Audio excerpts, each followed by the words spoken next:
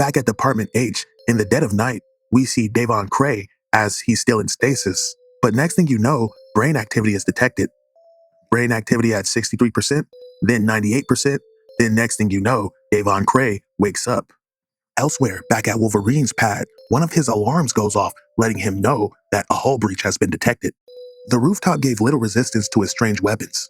He's much better equipped to do battle in the 20th century. Internal tracking devices come online and reach out in every direction. His memory banks are encoded with Dayspring's specific genetic pattern.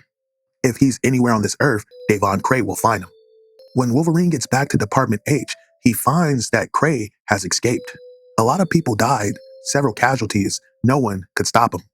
But back in New York, Queens, we see Cable and Franklin at a bar as they're tossing a couple back. Cable and Franklin get pretty sloshed as they're walking back home towards Franklin's house. But next thing Cable knows, his sensory abilities start going off as Devon Cray tries to kill him with a devastating explosion. Franklin and Cable mobilize as suddenly Franklin isn't so drunk anymore. Franklin and Cable make a tactical retreat, that way they can arm themselves and gain much better combat positioning. But as the two gentlemen arm themselves, unfortunately, Devon Cray is on that ass. Cray lays down massive artillery fire as he's easily able to spot the group with his infrared upgrades, compliments of Department H. But as Cray is attempting to flatten everything in his wake, he's ambushed by none other than Wolverine. Now, although Wolverine got the better of him last time, this time, Cray is ready for him, and he's much better equipped. Cray proceeds to grab Wolverine and then blast a hole through him.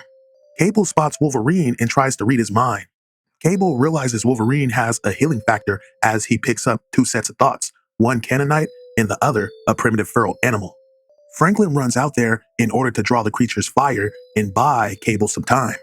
Franklin unfortunately gets hit with several rounds through the chest, but Cable manages to hit Cray and put his ass right through a wall.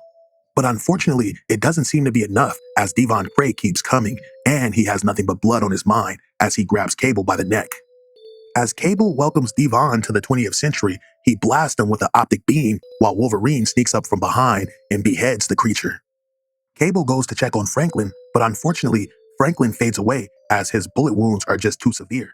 Later, Wolverine would confront Cable, letting him know that the feds picked up what was left of their boy's corpse. Cable tells him that's fine, now why don't you get out of here?